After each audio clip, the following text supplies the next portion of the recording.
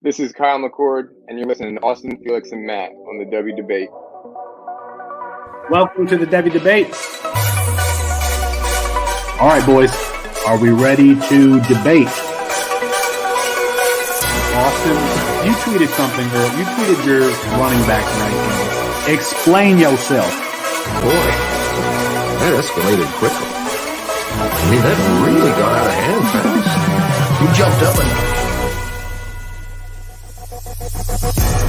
That's Austin Nate. Who is going to be that guy? And for me, Bijan Robinson is still going to be that guy. Back to the ground with Robinson, who spins and then tries to bounce it. A stiff arm, another one as he rides it, keeps his balance. They're going to say he stepped out, but I'm Felix Sharp. I know you didn't think that we would get through this episode without mentioning the name one Zach F. Wilson. screener draw. Oh, Wilson is going to uncourt for the end zone, and he drops it in beautifully. And it is his roommate, Dax Milne, on the touchdown. That's Matt Bruning. G. Scott Jr. Obviously, I waxed poetic about him on the last episode, so I won't do that again here. And this time it's Fields on the carry. Watch out. Justin Fields. Hello, Columbus. 51 yards. Bruning, are you ready to go head-to-head with me? I am. Got to get my popcorn out here. Hold on. Got to continue. I got it. Kyle McCord is going to end up winning the job. He's going to be rated higher. Well, I'm not nearly as passionate about what I'm about to talk about. Our apologies to Kirk Street. We ran out of time. We'll get him rescheduled soon. And for Matt Bruning and Austin Nate, I'm Felix Sharp. Good night and good luck.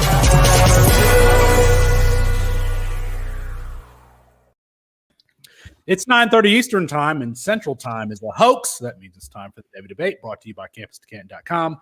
That's Matt Bruning, that's Austin Nace, and I'm Felix Sharp on a spicy version of tonight's show. The Devy Debate crew selects my guys for the upcoming college season. Is De'Aaron King, the one quarterback you take in 2021, but we start with new state laws that will change the NCAA landscape.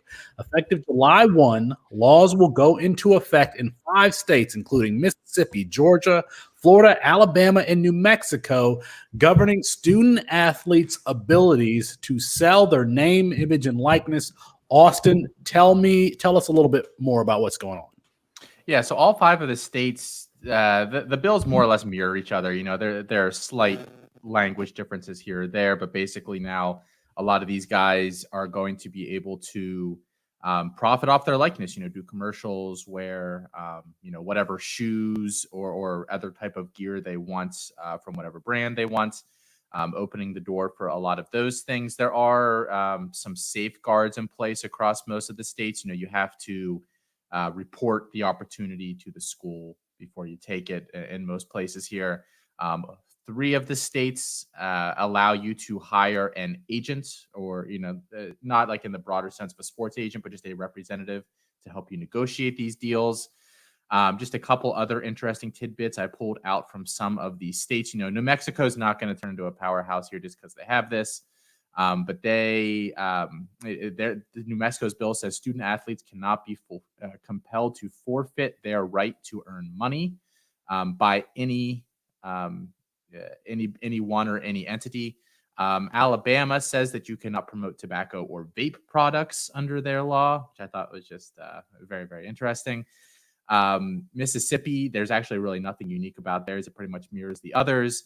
Georgia has a very interesting provision which allows, there's a clause in there which all the schools are going to opt out of, which states that colleges can elect that all student athletes have to share up to 75% of what they earn with the school. Basically, get put into a giant escrow and then is paid out on a prorated basis based on how long you were at the school once you leave the school. So you don't get it while you're there. All the money basically goes into this pool. You're there for 4 years. You graduate. You get whatever your share of those funds are. Most schools in the state have already said that they are not going to do that. Georgia's athletic director, for instance, has already come out and said they are not going to take part. And Florida has like this poison pill in here, which is freaking awesome, which says that if the NCAA or anybody else tries to punish Florida's schools for taking advantage of these laws, that they are required to leave the NCAA. Really, really interesting. I thought that was, it's an amendment that was kind of thrown in late in the process. I really like that because I think, if more of those states put that in, that could signal the end of the NCAA. And none of us like the NCAA. So just some interesting tidbits across all of them. I still don't think anything is settled here.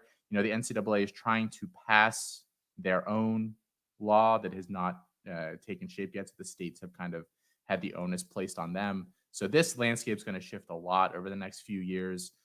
Just interesting. And I don't know if any of these schools are going to see an advantage in the short term, because Georgia, Alabama, and Florida, it's hard to tell if any of them, they already recruit well. It's hard to say if they'll reap any benefits.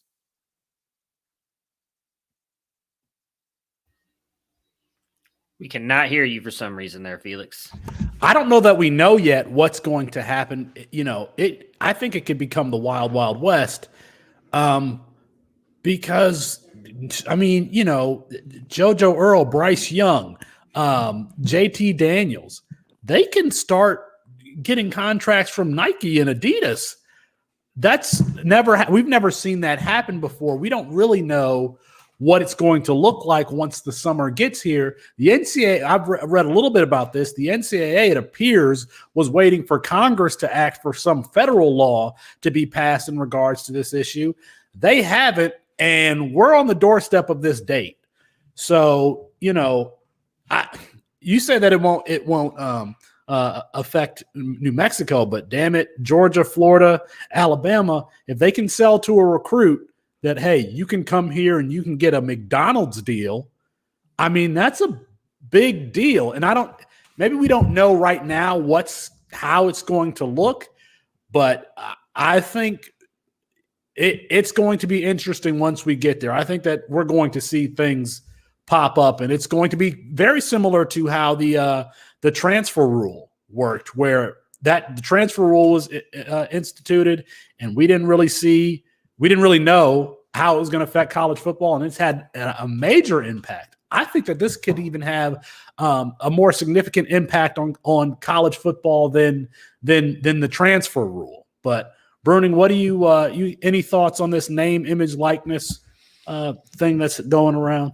No, I'm glad that it's happening and it's making its way into college football. I think it's one of those things with possible expansion of playoffs, which we talked about last week, is something that could help kind of level out the playing field in college, allowing some of these guys to go to different schools, especially, make a little bit of money while we're there, especially if they do expand the playoffs. Because now you're talking about going from 12, 13, 14 games. Some of these guys are playing with the national championship to all of a sudden 15 games, possibly 16 games, which pros are playing.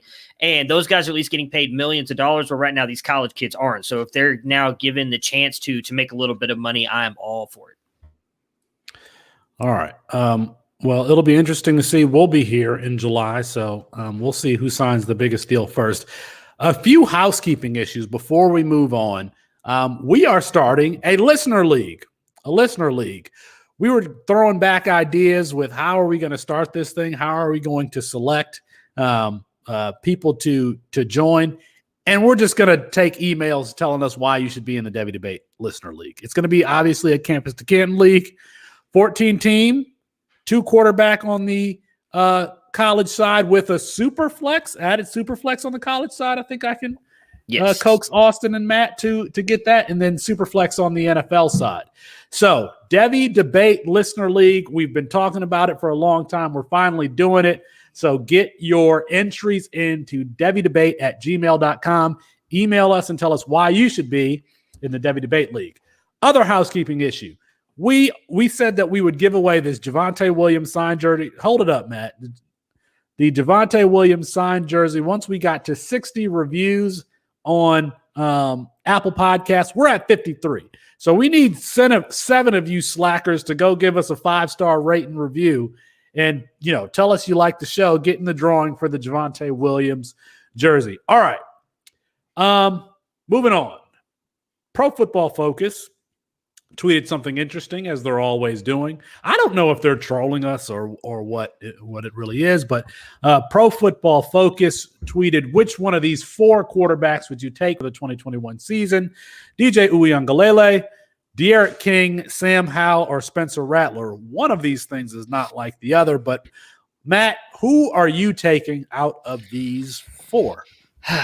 If it's just for the 2021 season, I am going to slightly lean Rattler because I do think Oklahoma is going to have the better season out of the 4 quarterbacks on there. I would have gone. I'm so confused at that type there, but anyways, one of these things is not like the others. Oh, gotcha. Damn it, Austin. All right. Anyways,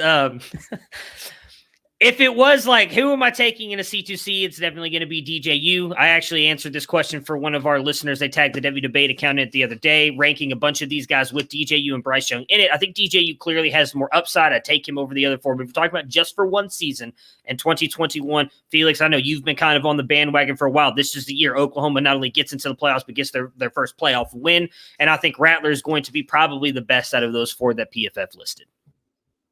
Austin, who you got? This is such a tough question because I actually don't really feel that good about any of them. There's actually not a single quarterback in college football right now that I feel great about, especially their pro prospects. There just really isn't. I could poke holes in any of these guys all day long. I think I like Sam Howell. I like Spencer Rattler. I think I like DJU, but I've only seen a game and a half. So, I like what I've seen.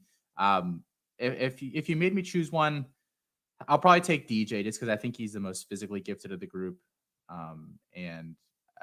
I liked what I saw in his very brief appearances last year. But I don't think I just don't feel great about any of these guys being top tier NFL quarterbacks. It's interesting because Spencer Rattler is my number 1 quarterback at CampusToCanton.com, but I'm actually here for one season. I'm probably going Sam Howell. Sam Howell has the experience, and if you think about all things being equal, if you put the same weapons around each of these quarterbacks, I would probably trust Sam Howell the most. Spencer Rattler is as talented as he is. He's really mistake prone. DJ Uiagalelei is going to be, a first-year full-time starter, and De'Aaron King's not in this conversation. So for that reason, I'm going with the 3-year starter who has done nothing but perform since his true freshman season. You guys need to let us know what you think about Austin's sound because he's got a fancy smancy new microphone. So maybe you can even comment on it if you give us a review. All right, Chris Moxley, get in here. We are going to play a game this evening, and Mr. Moxley is going to unmute himself and host the game. So I'm going to turn it over to you, Chris. What you got? All right. So we're playing a My Guys for the 2021 season game. And here's how it's going to work. Austin, Felix, and Matt each give 5 players that they've chosen as their My Guys. Each will nominate one each. We'll go through all 3 guys, make the case for them. And then at the end of the round, I will assign who I think is the winner based on what they've made for their the cases they made for their players. We'll do 5 rounds, and whoever has the most points at the end will win. Any questions about the rules, fellas? I will have the most points at the end. That's what I want. You want what? I want that Javonte Williams jersey if I win. No, fuck off. You wouldn't let me be entered into the jersey giveaways for your podcast. You can get right out of here with that stuff. Even if you win it, I'll ship it to Moxley so I can get some of that hot sauce. All right. So, Bruning, I'm gonna let you go first. We'll follow up with Austin, and then Felix will round us out for round 1. Who would you like me to talk about first there, Mr. Moxley? Let's do it in order of your list. Oh, okay. So we get to start with my guy Grant Gunnell, who's been getting burned all over Twitter today with some stuff that I talked about. I know he's it's not really that exciting and everything, but I will say I approach this in a little bit of probably a different aspect than Felix and Austin did. We talked about this a couple days ago, and we were not really given any parameters on what we were doing here. Since I've been doing a little bit of a series over at Campus 2 Canton for this at the website, I'm going to stick with that. And I kind of attack guys that I think are going to have good college seasons this year that are being undervalued in C2C drafts, that I also think possibly have some NFL upside. I know Felix and us are going to disagree with that right off the bat there with Grant Gunnell, but I still like him a lot. I think he's being kind of hated on for not really getting much playing time here. So in high school in Texas at St. Pius X, I think is how you say it. I'm not really sure. In Houston, he passed for 16,000 yards, 195 touchdowns, and 28 interceptions. Now, I understand that was in high school. But if you go back and look at the quarterbacks that have come out of Texas, that's actually pretty impressive, especially with the fact that that is still currently the state record in all three of those. He's been a very good quarterback. He goes to Arizona. I believe Austin and Colin mentioned this on their podcast, Campus to Canton, that he was actually committed to going somewhere else and then kind of followed Kevin Sumlin. He was going to go Texas A&M. Kevin Sumlin got fired. He goes to Arizona. I agree with you, Felix. I don't know why, but he followed Kevin Sumlin. You know, those coaches and players, they build those relationships, and it matters to them. So he followed him over there. That first season, he did not get to play very much. He really only kind of came in when their starting quarterback Khalil Tate got hurt, still came in and put up decent stats. I mean, 101 passes, 155 attempts for 1,239 yards, 9 touchdowns, 1 interception, 65.2 completion percentage. Again, really as a backup. He would come in a couple series when Khalil Tate got hurt, but overall did not play that much. Comes in last year in 2020, obviously COVID, Pac-12, just like the Big Ten, kind of completely fucked everything up. They should have just started playing from the beginning like everybody else, but they didn't, and they only ended up getting in a 4-game schedule.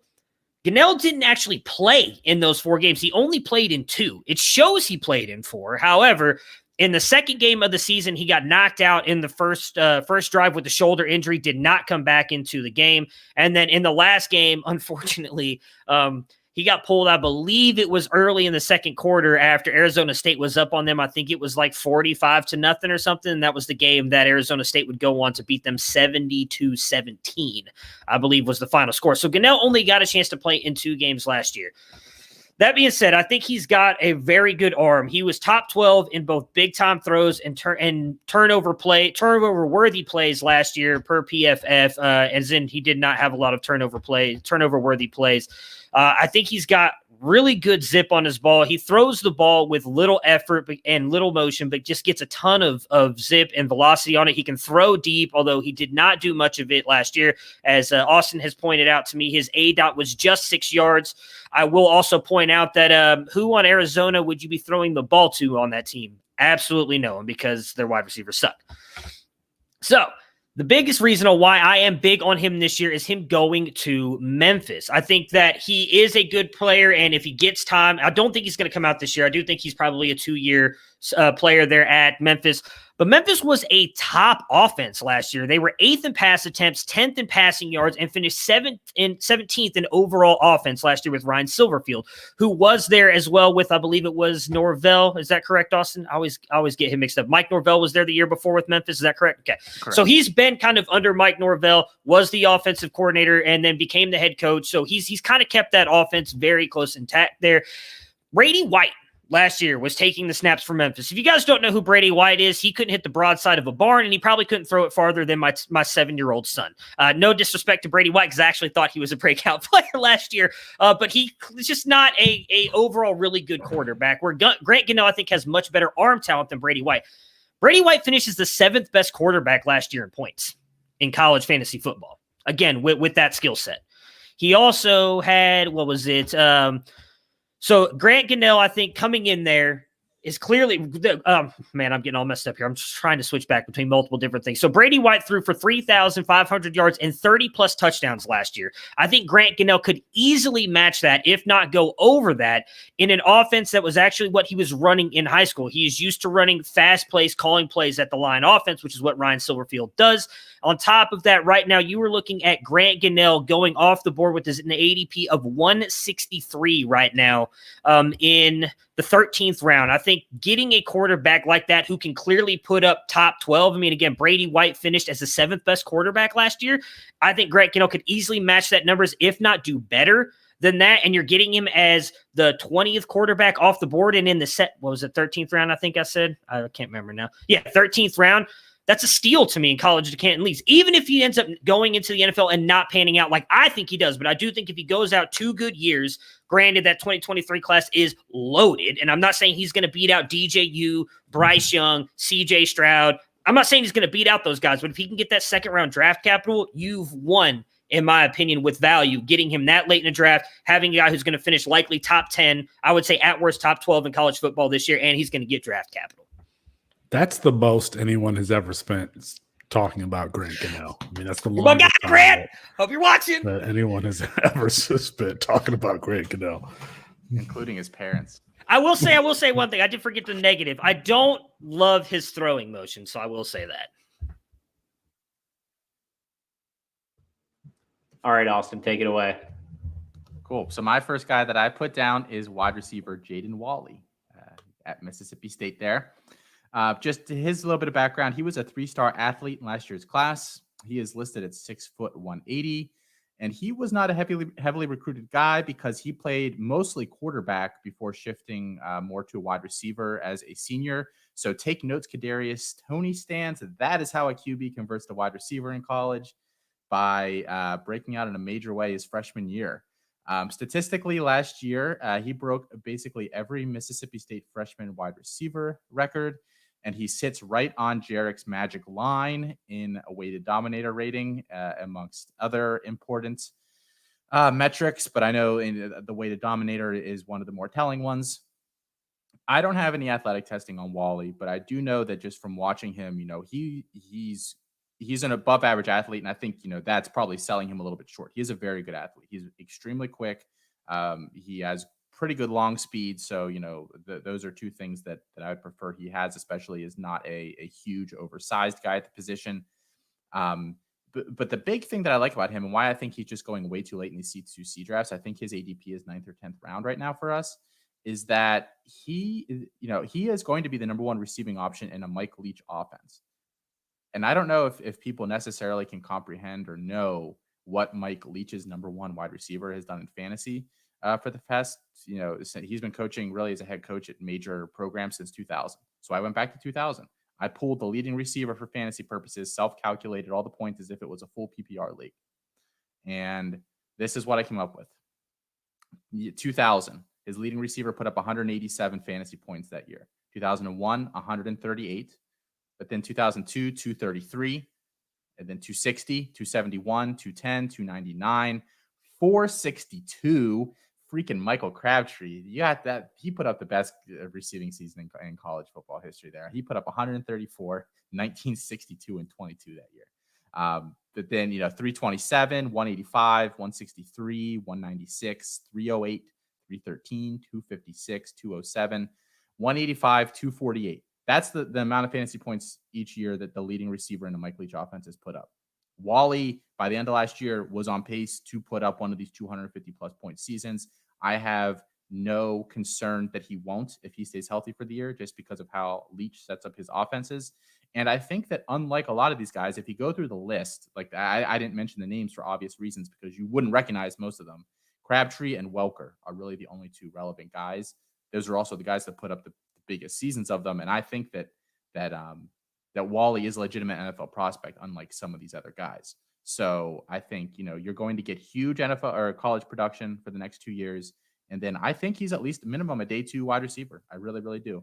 I think he's not that far behind like a Jordan Addison or someone like that. He goes way after some of these guys in drafts. Give me all the Jaden Walley, his current value, because I think by this time next year, we're talking about him as a, he'll go in Devy drafts if it's longer than a round or two. And I think that he's going to be a top 3 or 4 round pick in C2C startups. Just in case you missed it, he's going in the 8th round right now, currently ADP of 98.5. Cool. So I was close. I said 9th. So And my guy for this last player in this round is Troy O'Meary. Troy O'Meary, a player that I've been kind of shouting about for a little while now. If you haven't caught my article on Burnt Orange Nation, I encourage you to go find that. I think if you type Troy O'Meary's name, it's the second result there in Google. Listen, this is a guy who was a three-star prospect according to 24/7 Sports coming out of Sugar Land, Texas. And he was going to take Brennan Eagles' spot as a true freshman. Brennan Eagles was a senior. Brennan Eagles is, I think, playing for the Cowboys or Texans now as an undrafted free agent.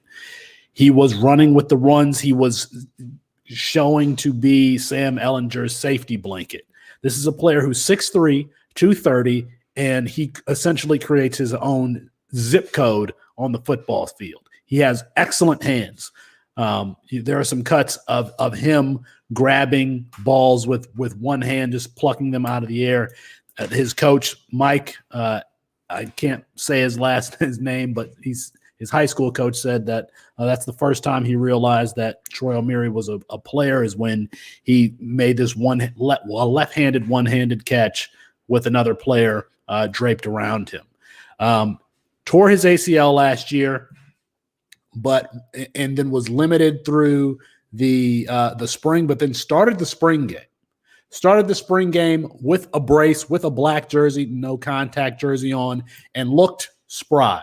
They got Steve Sarkisian there, either Casey Thompson or Hudson Card, probably Casey Thompson is going to be throwing him the ball, and he is a quarterback's dream because he's not very difficult to throw to. Now, Texas has liked these bigger wide receivers in the past. Brennan Eagles, I can't remember the other guy's name who was there the season before, but Troy O'Meary moves differently than those guys. Much more athletic, much more explosive. Had he stuck around for the spring of his senior year, he would have competed in the 200-meter dash in the state championship in Texas. So, again, this is a player who can create his own galaxy. You can just throw it up to him, and he'll make the catch. 6'3", 230. He has an excellent body for the position, and he moves well. So Troy O'Meary is my first my guy for the 2021 season. Are we keeping this in order, Chris? You switching up any of the people? Well, he's going to score it now, Chris. Okay. Who won that round? I lost. So I have to go with Austin. I'm a big Jaden Wally fan. I think that he kind of hit the high notes of. You gotta take your bias out of it. If I do that, I'd put Tavion Robinson and then all these other guys.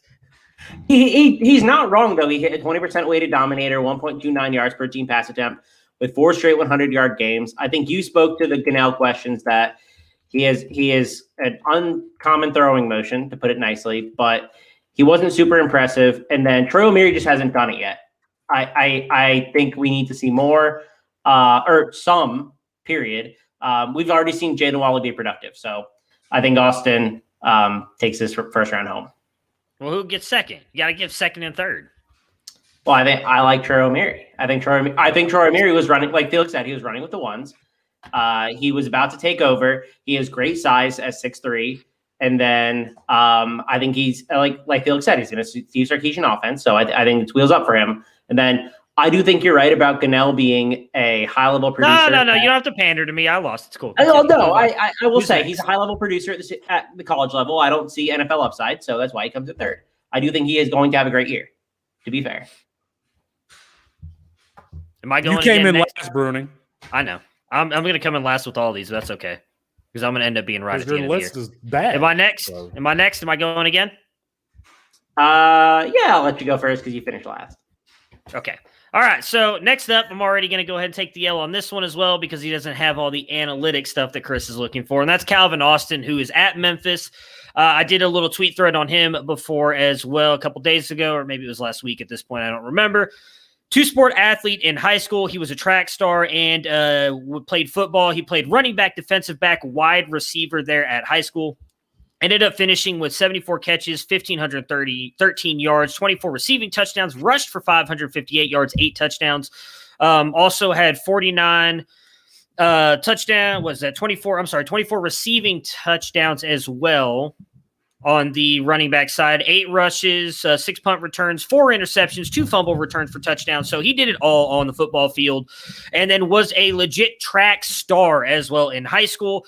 Did not get recruited, though he did play in Memphis's backyard to Memphis. He was overlooked by Mike Norvell. He ended up getting a scholarship to play on the track team and actually walked on to the football team for Memphis, but he did help the Memphis team in his freshman year because he only played in a couple games and then redshirted, broke a 45-year-old record with the 4x100 meter relay, and his team also set a relay record at the conference championships as well, which was held for quite a while. Did not do much his freshman year, as I just mentioned. He redshirted and didn't do much his sophomore year either. He had DeMonte Coxey there, who was getting targeted a lot by Brady White at the time. But as in coming into 2020, a lot of people who like DeMonte Coxey know that he opted out due to COVID. I think it was health reasons or something with his family. I can't remember exactly what happened, but he ended up opting out, which gave Calvin Austin the chance to kind of dominate here. And he did. Came in with a 32 weighted dominator rating, 32% weighted dominator rating. Again, breakout year 3, which I know is not great. Jarek and Chris will tell you that you want to see that in the first or second year if they expect you to be really good. He did not get that, obviously. Then you come in with he played 21% of his snaps in the slot, 79 out wide. So he can do it all, but he's not a very big wide receiver. 5'9", 170.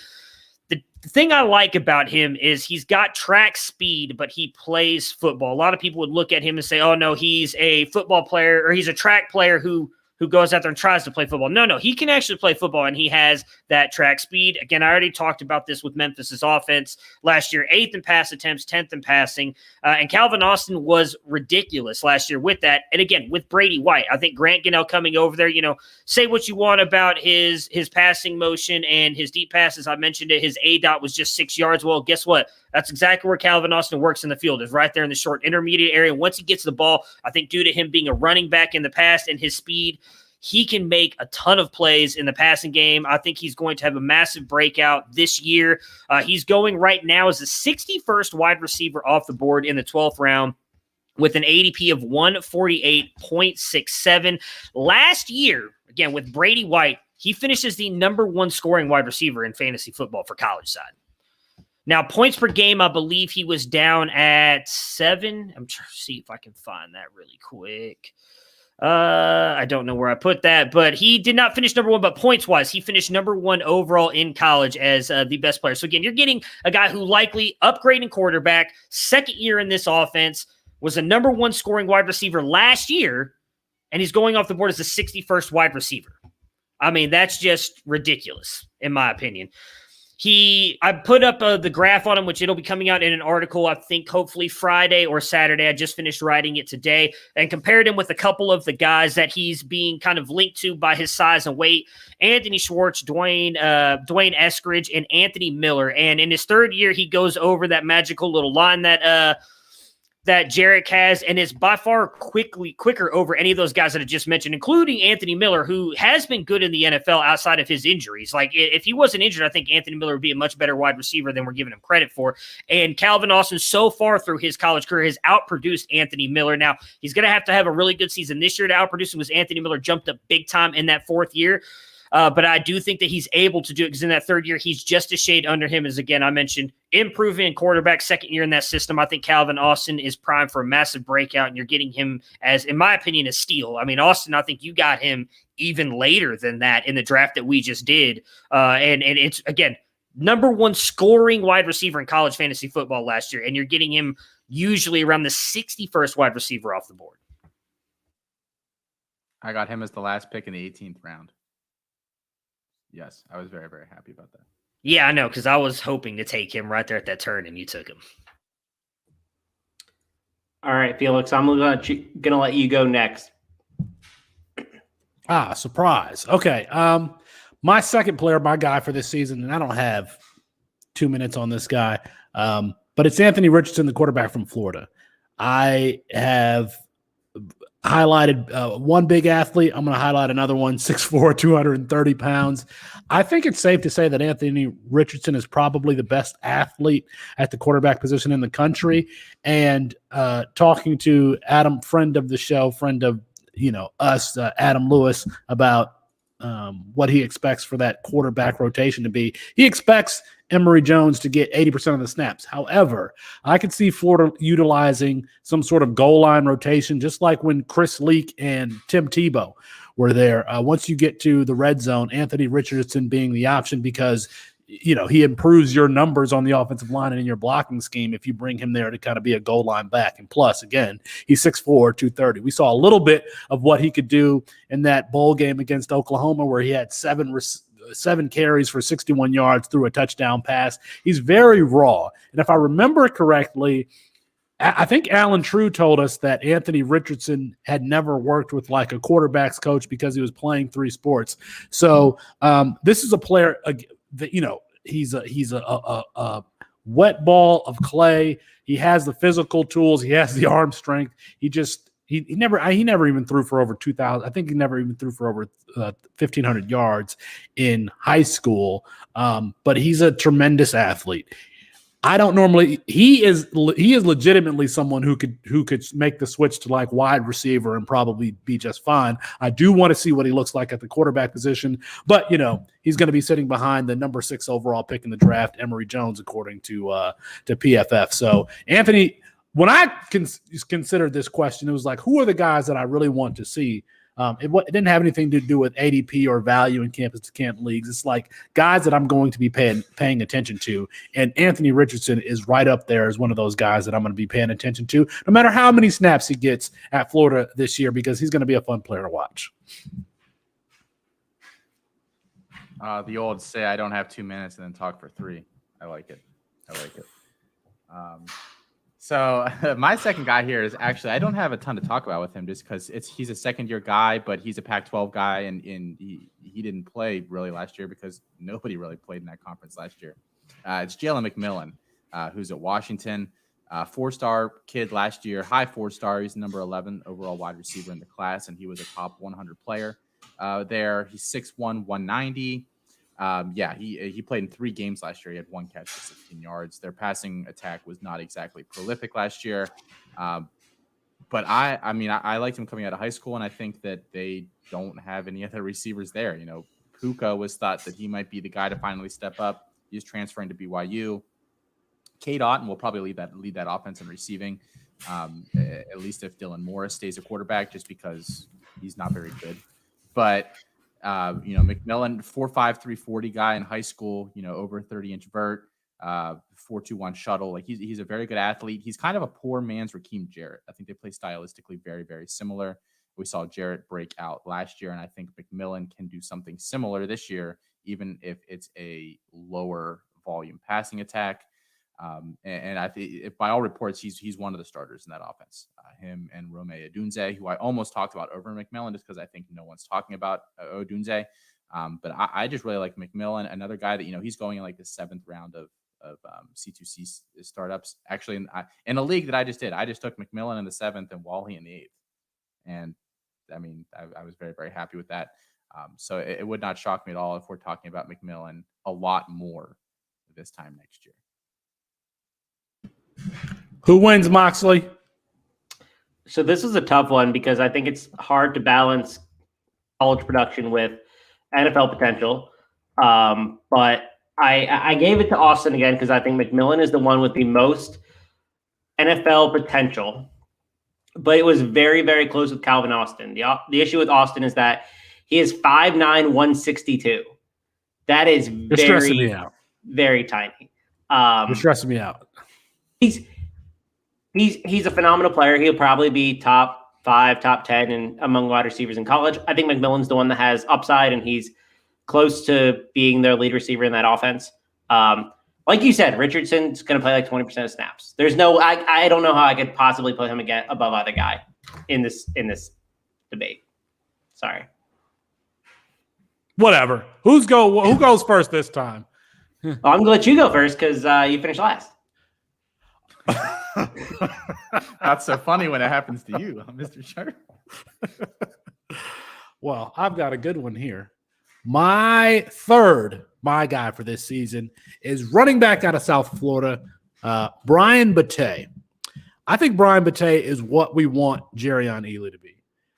This is a small, explosive 5'8", 170. His nickname is Bullet Bate. In his freshman season last year, remember, you got COVID shortened everything, all that stuff.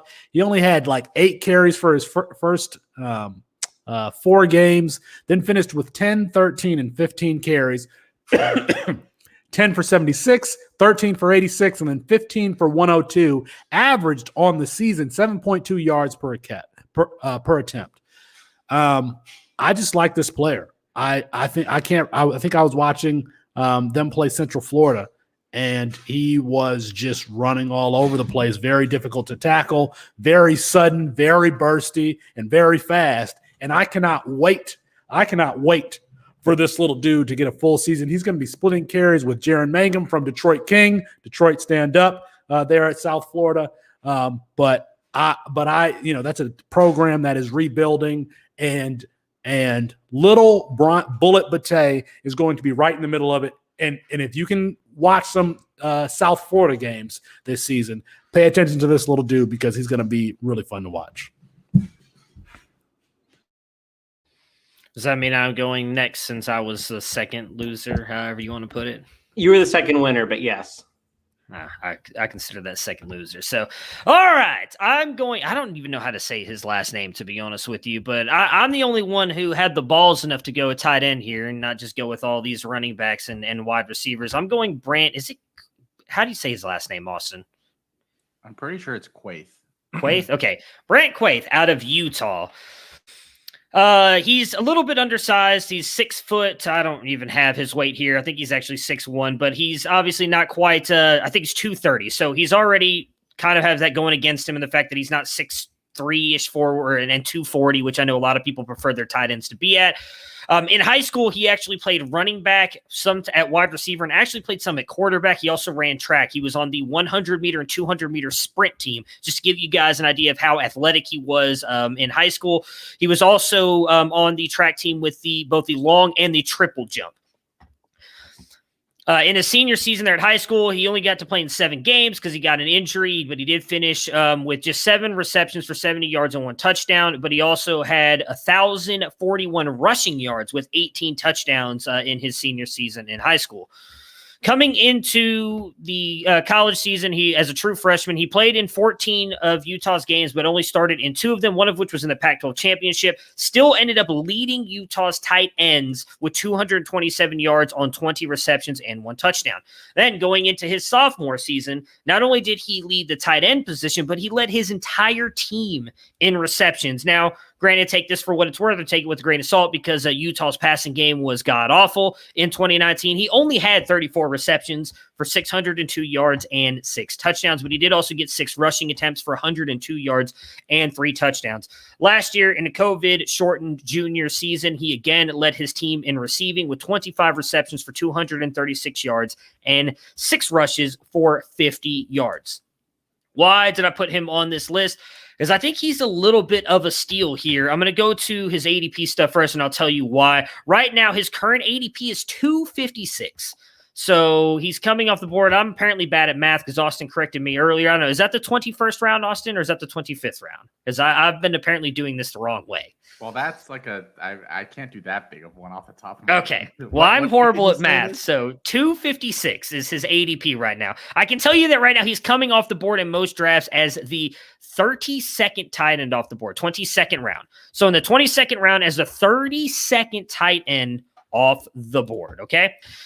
Last year, he finished now as a 36th tight end in fantasy. Granted, you have to put in the fact he only played in 5 games. However, if you factor in his points per game, 13.22, he finished at 11 at the position. So 11th in points per game with 13 points a game, coming off the board as, again, the 32nd tight end here. And why I think he's going to have an even bigger year is they actually have a quarterback there. They got transfer quarterback from Baylor, Charlie Brewer, who I don't want to overrate it, but I believe he went 16 for 16 in their spring game. Regardless, I don't think he's going to be that good, obviously, but he's a much better quarterback than Utah has had the past couple years.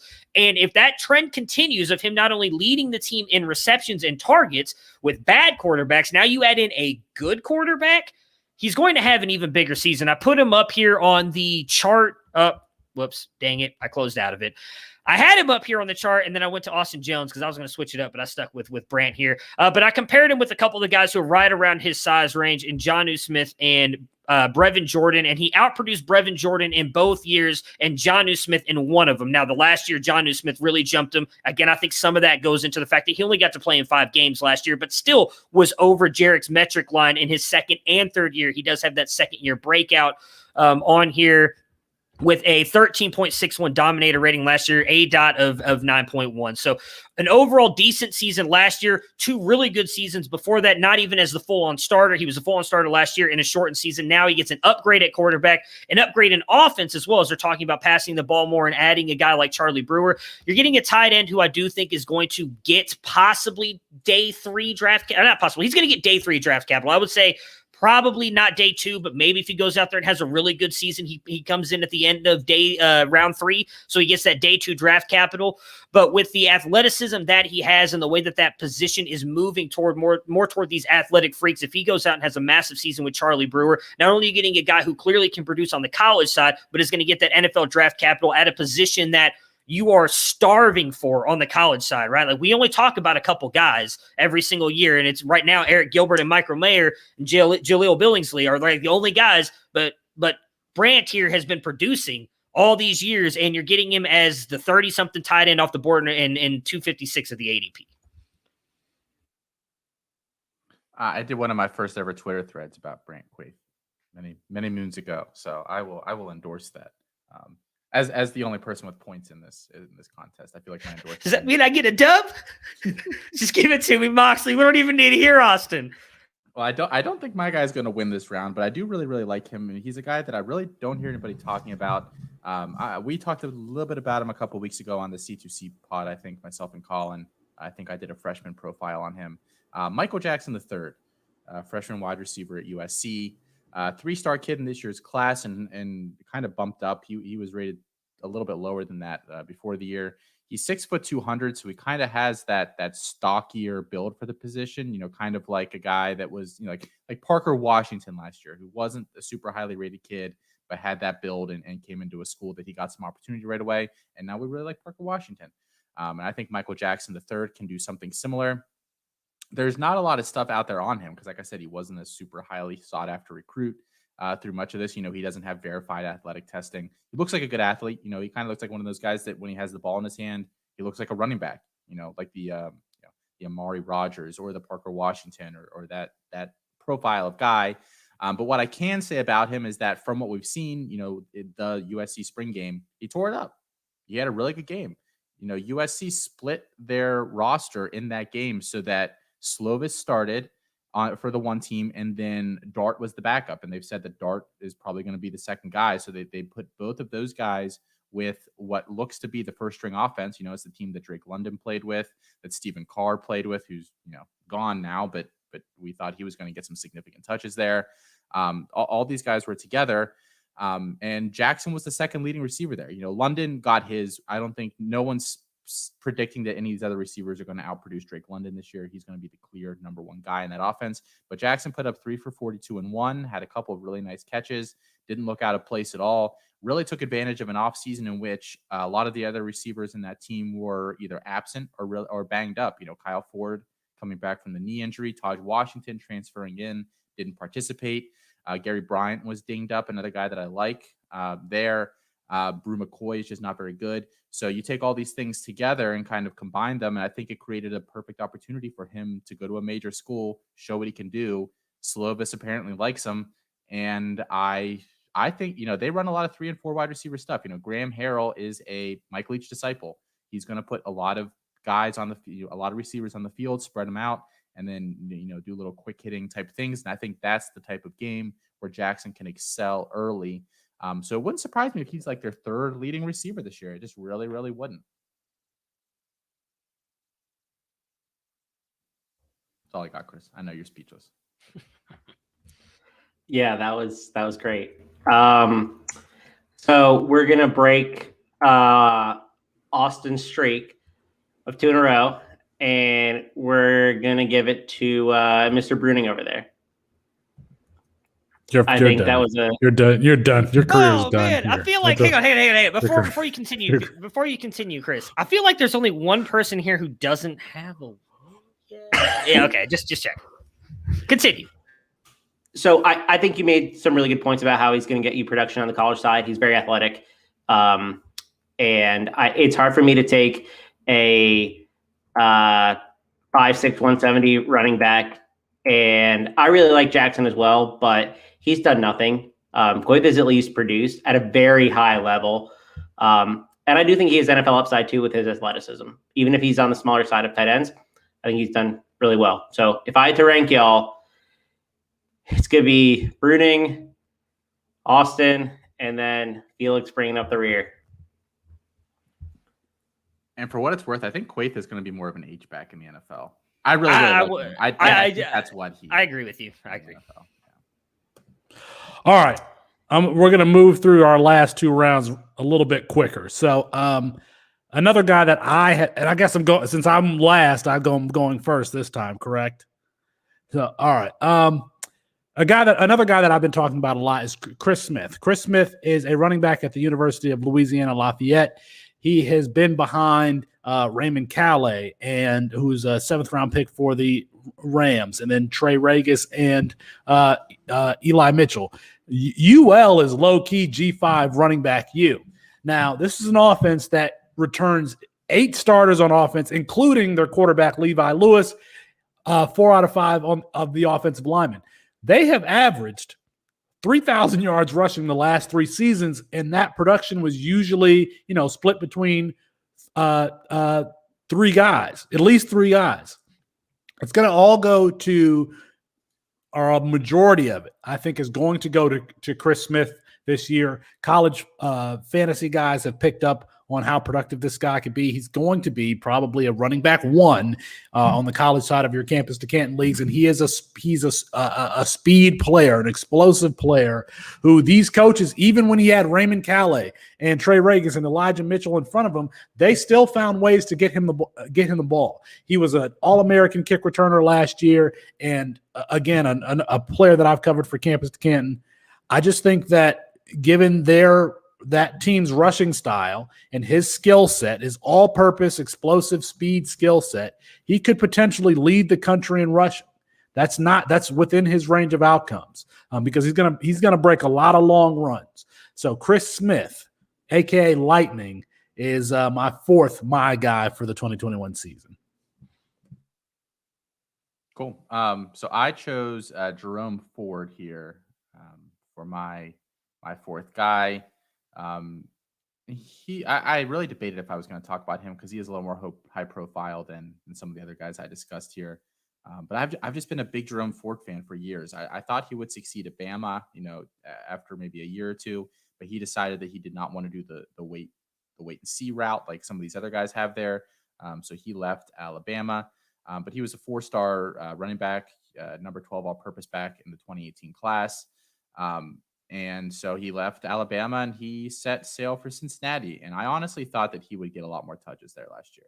I'm not really sure why he didn't, because I don't think I ever saw anything out of Jared Dokes that, made me feel really, really good about Jared Dokes or what he brings to an offense. Because Ford is just a better athlete. He's kind of that slasher type of running back that Cam Akers is. I think that kind of running back profile is really where he rests. And I do kind of like that running back style. Last year, 10 games, 73 carries, 483 yards, 6.6 per carry clip, 8 touchdowns. Did a little bit in the passing game, but that offense as a whole does not do that much for the running backs in that area. But he had that big bowl game against Georgia where he went 897-1 against a pretty stout Georgia defense, and really flashed with Dokes gone now. And he's probably on your favorite fantasy analyst's bench on their dynasty roster now, because he seems to be the hot name here. But I think Ford's going to step seamlessly right into that role. I think he's going to outproduce whatever Dokes did last year. I think he's a significantly better player, and I think he could be a top 10 college running back this year. I really, really do. And in a Cincinnati offense that they're a strong offense. They bring back a ton of guys on both sides of the ball. They're looking to compete for a national championship. And they got very lucky this year that they have that quality of roster and they have a chance for a signature win against Notre Dame. So things are setting up nicely for guys like Ford and Ritter. If Cincinnati goes out there and does what I think they can do to really vault themselves up some discussions, talking about, the NFL draft and for college fantasy as well. Yeah, I really like Jerome Ford too. He's probably going to be the guy that I lose to here because unlike Felix's guy who might get some work, my guy is actually going to get the work, and that's Jalen Cropper out of Fresno State, the wide receiver. I'll try and limit this because I feel like I've been the one going long here. So in high school, he played defensive back, quarterback, running back, and wide receiver. So kind of like a theme I've had going here for some of these guys I've talked about, and it's because I'm doing an article on them. These guys who played multiple positions and then come into college football. As a freshman, he played in 10 games, only made 5 starts, but got 652 all-purpose yards just based on some rushing, receiving, and then kickoff returns as well, but made his big breakout last year in the 2020 season with Felix's guy, Jake Haener there. He led the team in receptions, and it was not even close. 57 receptions for him. The only person who had more than him was Ronnie Rivers, the running back, who Felix actually talked about last week, who had 100 No, I'm sorry. I actually had less than that. He was third in snaps, though, with 41, just behind Ronnie Rivers and Jake Haener. He's a versatile athlete. He can play all over the field. He did line up mostly in the slot, though, in 2020. 90% of his snaps were in the slot, but he has very reliable hands, really good ball tracking. You go and you watch some of the film on him, and he tracks it like – I did a lot of work on him and Tavian Robinson just recently because he's in the article as well. And just their ability to track the ball, I think, is really good. He gets very clean release off the line, and once he does, he quickly eats up defenders and gets behind them. He shows good vision when rushing the ball as well. I think some of that obviously coming from being a running back in high school, and he's a threat to score on every single play. 9.4 ADOT. He had a 27.3 weighted dominator rating. I did the little graph thing for him on here, and he did have that second-year breakout. He just missed breaking out as a freshman as well. He was just under that line as a freshman, comes in now sophomore, and coming in Fresno State, again, sticking with the theme I've had, 17th best offense last year, and they don't play that great of competition, if we're all being honest here. Jake Haener, I think, is going to be good, continue doing that. They had the 11th most plays ran in college in passing plays. Right now, Cropper isn't even being drafted in the top 30 rounds of C2C. He is coming off the board after the 130th wide receiver right now. He finished 11th in points per game last year and 30th as a fantasy scoring wide receiver, which I think is going to just continue to move up because he's going to get more work. We saw him take that step forward last year. I think he's going to take even more of a step forward this year because I don't think there's really anybody else on Fresno State's team that's going to compete for receptions or targets. So Jalen Cropper, the now junior wide receiver for Fresno State, is my guy. This was a good round. I actually like all these guys a lot. I will say Austin's guy is going like 15 rounds above everybody else's. So that kind of feels like a cop-out. So I'm going to give it to Felix because I don't think that's necessarily fair that Austin gets the guy going like 20 rounds earlier. So what I like about Chris Smith is that I do agree with Felix that he is going to be a very productive back. I think he finishes in top 10. The thing that worries me about Jerome Ford, which is why it was close, is that he couldn't beat out Dokes. And to me, that's a worrying sign. And I also really like Cropper too. I think he's a very interesting producer. And like you said, Brooding, he crossed a lot of the metrics threshold that we're looking at. So he's a guy I'm definitely targeting late. I like all of these picks, actually.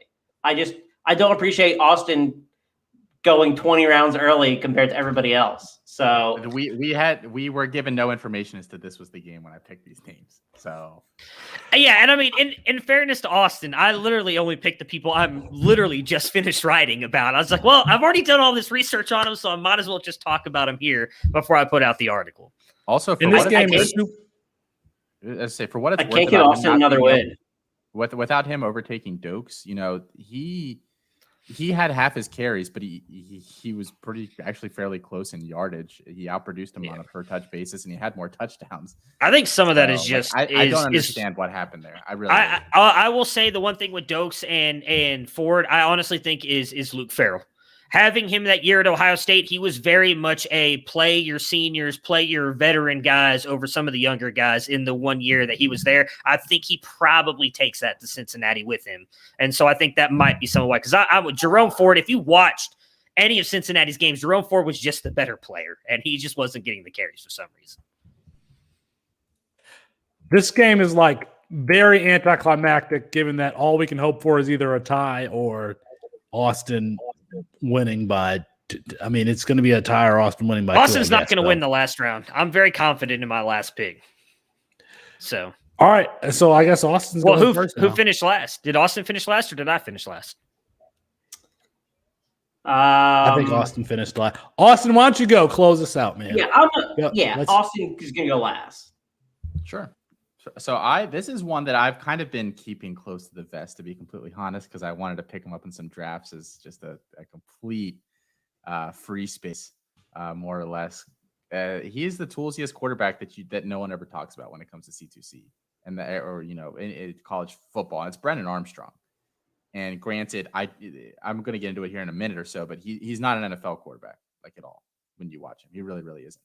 But you hear talk about sleeper guys, and you hear, Caleb Ellaby or KJ Jefferson or Jeff Sims, and Brennan Armstrong is gonna put up those type of fantasy points next year. He really, really is. He's a former 3-star, number 20 dual threat in the 2018 class, went to Virginia, 6'2", 215. Really didn't take control of their starting job. Lavelle Davis is out for the year, so unfortunately. Yes, he blew out his knee. What are you commenting here, Felix? That honestly probably helps the case I'm about to make, because his best target's out. But so he took over the starting job last year in 9 games, completed just under 60% of his passes, a little over 2,000 yards, 18 touchdowns, 11 interceptions. But the passing game isn't what I care about. He does have a very strong arm. There are a lot of clips of him last year where he has a guy in his face and he can still get the ball 50 yards downfield without really stepping into it at all. But it's his rushing upside. Last year he 126 carries, 552 yards, 5 touchdowns, and he can break runs. On designed quarterback stuff and out of structure as well. He can do both of those things. From a pure fantasy point perspective, he is the 11th best returning quarterback in all of NCAA Division I football, ahead of guys like Spencer Rattler, De'Aaron King, Chevin Cordero, Michael Penix, Keaton Slovis, Carson Strong, Jeff Sims, and Phil Jerkovich. Now, granted, Rattler has an NFL future. Jerkovich gets talk about it. Strong gets talk about it. Slovis does. But I haven't seen so much more out of Chevin Cordero or Jeff Sims or De'Aaron King, who's like 45 years old, to make me think that I would want any of those guys more than Brennan Armstrong, who outproduced all of them last year. And like I said, he's not an NFL guy, completed less than 60% of his passes last year. Jarek's Magic line hates him in virtually every single metric that you can possibly imagine. So you're taking this guy in the 25th round, and that you're not getting any production. But like in leagues, like I just did a draft where I didn't take a quarterback until the 18th round. I'm fine with Brennan Armstrong as like my QB2 in that scenario, because he's going to put up big points. Virginia's bad. They're going to be playing from behind a lot. I like that for him. So game script wise, tools wise, just all of it, I think comes together, and he puts up a very, very nice season this year. All right. I guess we're going to go to another Brennan, and that's Brennan Presley, the sophomore wide receiver for Oklahoma State. From Bixby, Oklahoma, the Presley name actually means something in that area. His family is very athletic. His sister broke the 100-meter state record. It is now a member of the Old Miss track team. He has another sister who's a state champion sprinter and went to Oregon State also. This 5'8", 170, I've got the scale of the different sides of the spectrum as far as athletes go for today. But But you talk about how productive he was in high school. His junior year in high school, 67 receptions for 1,081 yards. His senior year, 98 receptions for 1,515 yards, 24 touchdowns. And we saw what he could do in the final game. Again, some of these freshmen breaking out very late because of everything going on with COVID last year. But in the final game, he puts up 6 for 118 and 19 for Oklahoma State. That game where Tylan Wallace essentially takes himself out of the game at halftime. There's nothing. Spencer Sanders is not going to have anyone else to throw to. This guy is going to be a slot receiver, very shifty and reliable. He, I think, could be a free space as far as wide receiver goes. You could pick him up and plug him right into one of your starting wide receiver positions. And we just saw the NFL take a wide receiver who was less than 160 pounds, a wide receiver who was less than 150 pounds in the second round. And so, the glass ceiling may be broken on size in the NFL, especially if you have the speed. And I think that this player is going to be very productive as a sophomore. So Brennan Presley, the wide receiver out of Oregon State, is my final, my guy for the 2021 season. All right, my guy for the 2020, is it 2021 or 2022? I'm so confused now. 2021, right? Anyways, Austin Jones out of Stanford, running back. In high school, he finished his career with 940 carries, 6,905 rushing yards, 92 touchdowns, finished second all-time, as the second all-time career rusher in the Bay Area. I will save you guys the time of listing all of the awards he won, but it is lengthy. Check out my article. In his freshman season, he came in as the backup to Cameron Scarlett, but still finished with 45 carries, 227 rushing yards, and 1 touchdown, 14 receptions, and 108 yards. Sophomore season, again, reminder, limited due to COVID, played in 6 games. He had 126 carries for 550 yards and 9 touchdowns while adding 21 receptions, 156 yards on that as well. His 21 receptions were second most on the team. He won 2 awards for his performance this year, finished with 22.99 total EPA per rush. He had 4 breakaway runs, 10 explosive runs, 32 first downs, and a 34.18 weighted dominator rating. Jones is entering his 3rd year here with Stanford. I think he's going to continue to get the ball. Is he the most athletic back in this class? No, he does not have that top end speed. However, I think he has everything else. If you guys talk about how Felix has a type at wide receiver, I have a type at running back. He has great lateral speed. I think his feet and movement behind the line is incredible. I will not use the E word, but it is damn close to that. His vision is, I think, some of the best, if not the best in this class. I would put it up there with Breece Hall. He is a phenomenal running back. The way he waits for his blocks to get set up and the way that he moves behind the line is phenomenal. He finished 33rd in points last year at 144.9, but 8th in points per game. His current ADP right now is 122, so he's going, if I did the math right, in the 10th round as the 46th running back off the board. Again, a guy who finished 33rd, so even if he sticks right around that, which I would imagine he doesn't because he's going to play more than 5 games this year outside of injury, you're already getting a value there, and 8th in points per game. I did throw up his chart just to put him up against the top guys in this class ahead of him. Obviously, Breece Hall has smashed him both years, freshman year and his sophomore year, some of that being, again, due to the fact that he did not play much his freshman year, and so did Isaiah Spiller. However, if you look at his second year, and again, Breece Hall and Isaiah Spiller, what did they both do this year? Pretty much play every single game. I'm pretty sure Breece Hall played every single game. Isaiah Spiller, I believe Texas A&M had maybe 1 game canceled due to COVID, so I'm not 100% sure, but I know he played in a lot of games.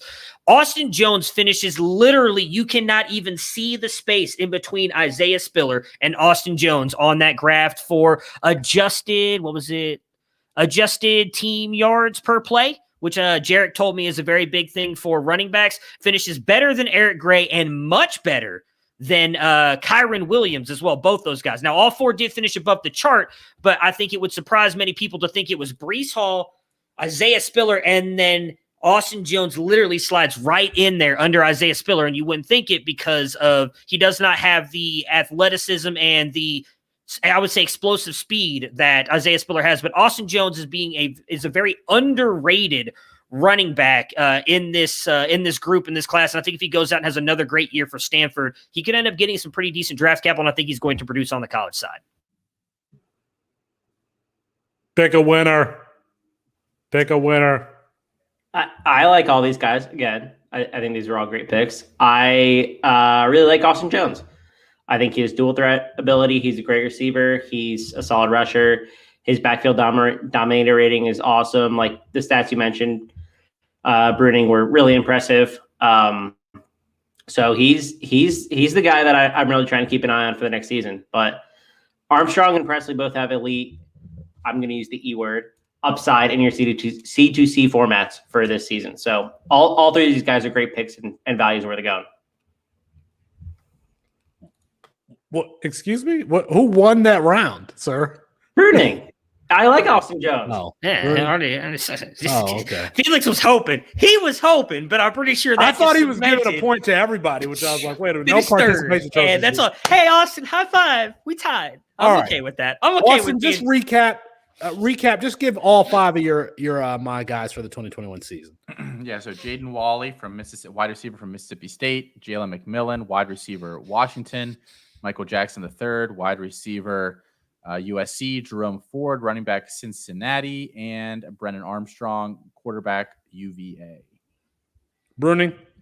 Grant Gunnell, quarterback, Memphis. Calvin Austin II, wide receiver, Memphis. Brant Keithy, right? Dang it, I always mess it up. But tight end for Utah. Jalen Cropper, wide receiver, Fresno State. And Austin Jones, running back, Stanford. And my list included Troy O'Meary out of wide receiver from Texas, Anthony Richardson, the quarterback from Florida, Brian Batey, the running back from the University of South Florida, Chris Smith, the running back from University of Louisiana Lafayette, and finally Brennan Presley, the diminutive but dominant wide receiver from Oklahoma State. At least that's what I'm projecting him. All right, Chris, I know you were participating in the show today, but did we get anything wrong? I think y'all did a good job, very well researched.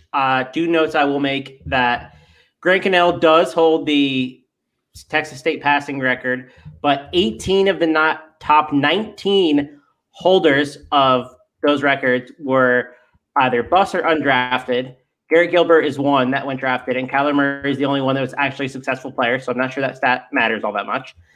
The second portion was Batey, Felix, you comped him to Ely. Ely's got 20 pounds and 2.5 inches on him. So he's got a long way to go if he wants to get up to Ely size. But besides that, y'all did a really good job. All right. Check out the latest content around campusdecanton.com, including an analysis on the Broncos backfield situation by Matt Fox. That's our written content there at campusdecanton.com. Undrafted free agents that you should be paying attention to by our own Alfred Fernandez. And Alfred has released a new Why Wait Till Sunday. So check that out. And that is going to be our show for tonight. Apologies to Kirk Herbstreit. We ran out of time, but we will get him rescheduled soon. For Matt Bruning and Austin Nace, I'm Felix Sharp. Good night and good luck. Boom, boom, boom, boom, boom, boom, boom, boom, boom, boom. So nice to be a winner. So nice. You didn't win. Win. It was tied. It's a tie. It doesn't matter. That's a win in my book. I didn't finish last. That's all that matters. That went much longer than I thought it would. Some of that's probably my fault. I was like literally reading like some of my article in there because, like I said, I spent a lot of time on that this week. All right, fuck you guys. I don't care.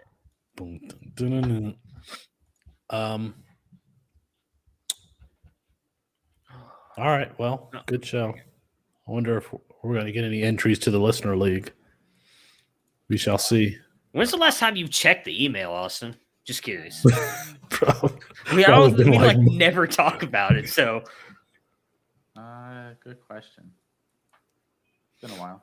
He's so busy. I've with never Campus checked to it. Canton. I don't know. He's so busy with Campus to Canton that he just doesn't even care about our little podcast anymore. You know, it takes like when I have free time. More recently, when I've had free time instead of writing, I've been doing my rankings, making sure my rankings are what I want them to be, and looking at 2022 guys. I mean, that takes a lot of time.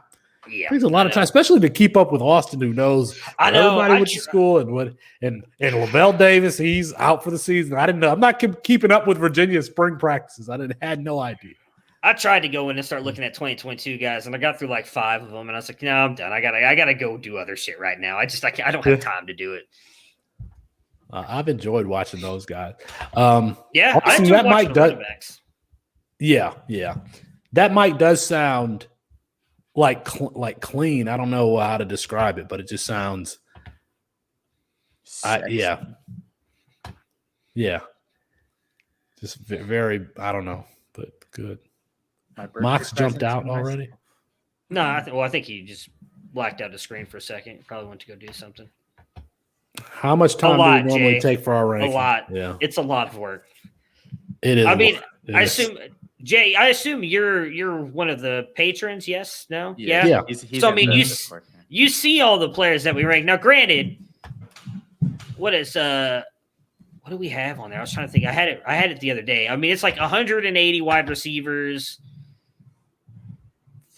150 running backs. I don't know. It's a lot. It's a lot going through. For a player that I don't know anything about, I think it takes me about 10 minutes to rank them. So, think about like how many players we have ranked. And it could take more or less.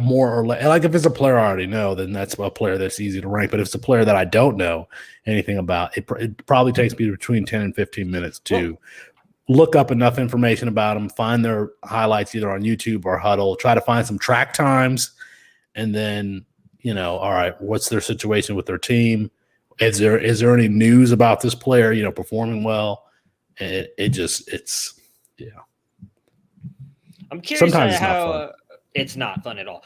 I'm curious as to how you guys do it. So, I mean, I'm going to be honest. I don't always go and look for like track times and everything that Felix did. Usually I go, if I can find stuff on YouTube, I'll go watch as many. We don't have every single game on our all 22 stuff. I'll try and find whatever games I can there to go in there and watch the stuff. And then I put them in tiers before I decide to rank them, because I just feel it's easier for me that way than just trying to find a guy and be like, okay, well, I think this guy's kind of close to this guy. And just so I put him in tiers. And then if there's a guy maybe at like top of tier 3, it's like, you know what, he kind of is, I'll move him up into the bottom of tier 2. But I was just curious how you guys do it. I've never really talked to anybody else about how they do their rankings and everything, if there's like a smoother process to it. I think some players are easier to rank than others. Like if there's a player that I've looked at all that stuff and they don't stand out, I just there was one point where Roberson out of Georgia, where he was like my line for if you suck, like you're going below him, and if you're better than him, then but he was my line. So I always have that player who's like Spencer Petraeus was that line for me on the quarterback side. But then I think I end up ranking the players whose play style and athleticism and body type I prefer. That combination of those three in production, if they have some production, that I prefer the most. And so, so they end up getting ranked a little bit higher, just like the 3 Alabama wide receivers. I mean, I know that Ja'Cory Brooks is the highest ranked one for 24/7, but I mean, JoJo Earl's play style is just, I think Chris, you compared him to Rondale Moore. I think that's a good comparison. See the high? No, Hall is the highest for us. That's a popular comparison. The Moore one, I can't say it's like super original, but I mean, if Rondale Moore is going in the second at 5'7", and I mean, I think they play similar style, at least like within 10 yards of line of scrimmage. I don't know why he can't be a second round pick at minimum. He's like one of the safest bets to me, in terms of what you're going to get out of him when you're drafting him. I always worried about when players look really fast and explosive on their high school tape, and they look big and fast and explosive, and then are they going to look that way once they get on the college field? Because that's what Julian Fleming looked like to me. He looked like he was – I thought Julian Fleming was 6'7", 300 pounds. And then I remember the first time seeing him on the field at Ohio State. I'm like, he looks small, and he did not look that fast. So I always wonder how that's going to translate. So, but I mean, Fleming was in Pennsylvania, or Earl is in Texas, so that's those are different calibers of high school football. So, boom. Are there any questions in the audience from Jay or anyone just hanging out with us? Question for Austin on this fancy microphone. Jay, did you send your entry in yet? I know you said earlier that you wanted to get into the league. I ain't got no emails yet. No emails for us? No emails yet. I mean, we don't really do a very good job of plugging that email. When's the last time we even talked about it? I don't know. Chris, what about Percy Harvin for JoJo Earl? Oh, I think the Rondale Moore comp is almost Percy Harvin too, right? Like they're all the same vein of player. Right. They are. I think what you said yesterday when we were talking was that he wins intermediate and deep more consistently than Moore does. Yeah. Like you don't just have to throw on bubble screens. Yeah. Yeah. Like Moore, I think Moore's average depth of target last season was like 3.1 or 3.9 yards. It was below 4 yards. And like that's the player Rondale Moore is, which is fine. Like Rondale Moore's a very explosive player and he can win with that type of game. But I think JoJo has a much more versatile profile. He's still my wide receiver one in that class. Like I haven't really moved off of that. Yeah. Like I haven't he's mine too. I mean, he's my number 9 or 10 wide receiver overall. And so what was I gonna say? I think Rondale Moore could catch 90 balls this year. Because I do like, so I thought that he would be best used as a Jarvis Landry Miami type, and then he went to a situation where I think that's exactly how he's going to be used, as an extension, almost as an extension of the running game. So why not throw him the ball 10, 15 times a game? I don't really trust Cliff Kingsbury very much, but I hope I'm wrong. Yeah. Like I think Cliff is just not a good coach. I think he's riding on being young. I don't know. Like, I just don't. Nothing he's done has shown me he's a good coach. So I am hoping they use Rondale well, because I wasn't like the biggest Andy Isabella fan, but they have really misused Andy Isabella. Like he could be a piece in that offense that does something, and they just don't put him on the field. Like he could have opened up a lot of it last season, and like they just didn't get him out there. Like I don't really like him that much, but like still. There are these wide receivers that I'm really interested to see how Waddle is used, and I'm really interested to see how Tutu Atwell is used, because there are these smaller speed wide receivers that everyone gets excited about once they test. Then they get to I'm thinking of John Ross. Then once they get to the NFL, like the NFL I don't think they use them properly. Like I think John Ross could be an effective piece of an offense if you utilized him right. And I know I see Austin sitting here shaking his head, but I think that he could. That game against that dude can't win at the line of scrimmage for jack shit. Well, if you take him off the line of scrimmage, then he doesn't have to win that way. You put him in the slot. You still. What kind of a place on an odd like? You have to be so good to be gifted that level of like, well, he's not at the line of scrimmage, so we'll find a spot for him. And I don't think he's good enough to like. No, seriously, take him off of the line of scrimmage, put him in the slot. Then you're not worrying about him battling, with these bigger corners. I mean, I get that, but. And there was in 2000. That Bama game told me all I needed to know about him when I watched him a couple years ago. Just wrecked him at the line. I was like, nope, that's not going to work. Because I don't think he's like shifty enough to be a slot guy though, unless you're just using him as like NFL doesn't seem to use the slot to spread the field at all. And I don't know. That's true. I don't know exactly why that is compared to college. I honestly don't know. Somebody probably has an answer to that I don't know. But they don't use those guys in that capacity. So DevyDebate@gmail.com, Jay. Is that correct, Austin? Correct, yeah.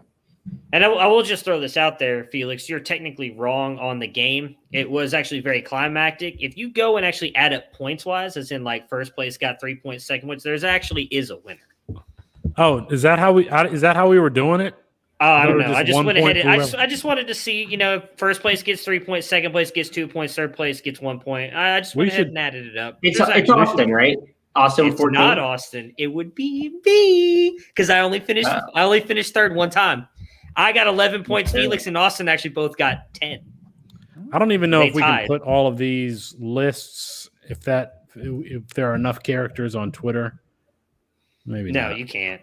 You could probably separate it. You could type it out as in Austin. Type in his. I don't know if you can do first and last names and then do a poll. I don't know. I'd probably have to do a note and then screenshot. I mean, I'm going to lose because clearly everybody hates Grant Gunnell. I learned that today. There's some people who really don't like him out there. You talk about Lavelle Davis being too tall. Grant Gunnell is too tall. It's only 6'6". It's quarterbacks that are 6'7" never succeed in the NFL. I know. I looked it up. He's 1 inch. He's a 1 inch shorter. He's 6'6". Huh. What? Yeah, he's 6'6". Is Josh Allen 6'7"? No, I don't think so. Is Josh Allen 6'7"? No, I don't think so. I think he's 6'5". The only 6'7" quarterback that was like somewhat decent was Brock Osweiler. So yeah, you're right. The answer is no. Yeah, I know. I looked. Yeah, because there was what's his name a couple years ago that everybody was really excited about. Ryan Mallett, I think. Was it like Arkansas or something like that? How tall was the next Michigan? Yeah, I thought everybody thought he was going to be the next Tom Brady in New England. Then he goes. He had some tool. That dude had a ridiculous arm. Oh yeah, I know, but it's the size. That's what it is. Whatever it is about 6'7" quarterbacks, there's not one of them I believe has ever succeeded in the NFL. You know what's funny? That dude, he transferred to Arkansas because do you remember who Michigan brought in as coach? Rich Rodriguez. They brought in Rich Rodriguez, and Ryan Mallett had no business. I even think, man, he might even coached him for one season if I remember. Maybe not, but it was just because I think Ryan Mallett only played one season at Arkansas. But yeah, Rich Rodriguez coming in with slow-footed, deep thrower Ryan Mallett. He got mallets for feet. All right, I'm actually tired. That was a long show. Yep. You want me to cut it? Yeah,